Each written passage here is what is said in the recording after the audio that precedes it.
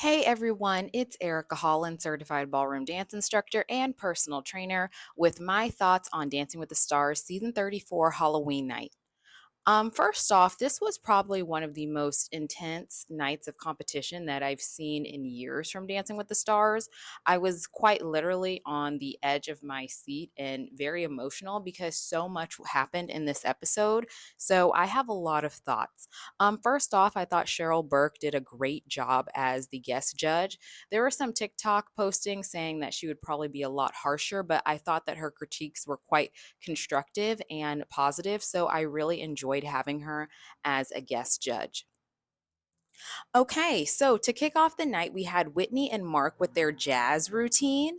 I really love the choreography and the abstractness of it.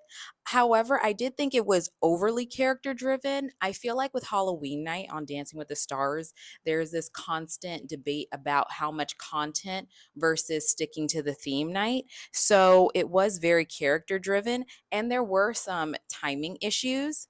It's kind of shocking because I feel like Whitney thrives more in these structured dances. I actually thought she would do better with the contemporary and jazz numbers, but she actually does better when there's much more structure and when there's a frame and there's a tighter hold. But overall, they did a great job. They also did win the dance off, which I will talk about a little bit later. All right, next up, we have Jordan and Ezra with their contemporary routine. I actually really love this routine. It gave her a chance to show off her athleticism.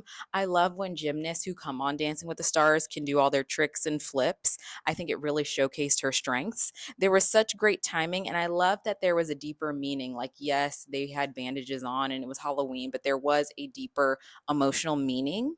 I did agree with the judges. I did think that the lift transitions were not as good. However, I think that she did deserve all nines. I don't think that lift transitions deserved an eight because I did enjoy the dance overall.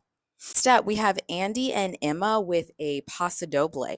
I will say Andy did a good job with the choreography. I've been saying over and over he needs to have bigger arm movements, more expressiveness in his upper body. So I saw that with his posture improving. His arm movements were much more grander. I do agree with what Carrie Ann said about the legs. Even though Paso Doble is a marching dance, his movements became very hoppy. He wants to dance into the ground for Paso Doble instead of on top of it. So I know he was trying to mimic the marching that is done in Paso Doble, but it turned it into hopping and jumping, which is not good for the dance. Also, I thought that the intro was a little bit too long. He was walking around a lot in the beginning.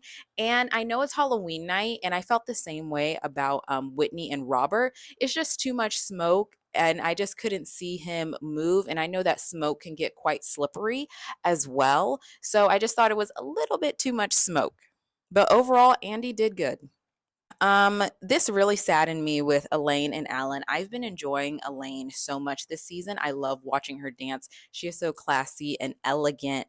And it was so unfortunate that she couldn't dance because of an injury. Like I was borderline crying because I really feel bad for Elaine and Alan. They did have an Argentine tango. In dance, all of your teachers and coaches will say that every rehearsal counts. So you should never treat a rehearsal as whatever it is, what it is.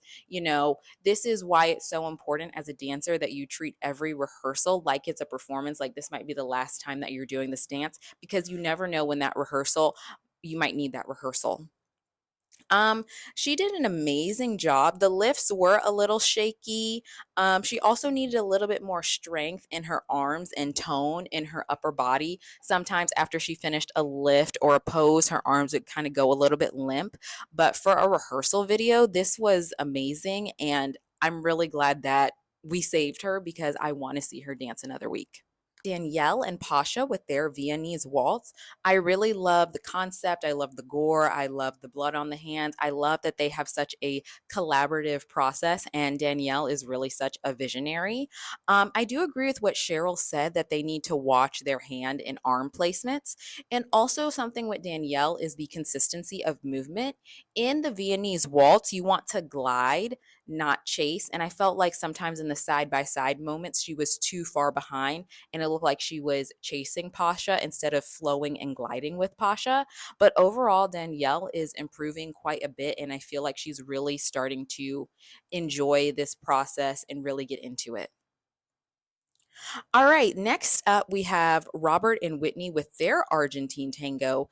This was probably some of my favorite choreography and concepts of the night. I think Robert is such a great leader and shows such strong leadership in his dancing, which is quite essential for the Argentine tango. I will say, in agreeing with Cheryl about his feet making more contact with the floor, he also needs to watch his bottom. Sometimes it was sticking out too much, and when you lose that pelvic alignment, it can also shift how your feet move across the floor. But overall, this was a phenomenal dance. He finally got his tens, which were well deserved. So good job for them.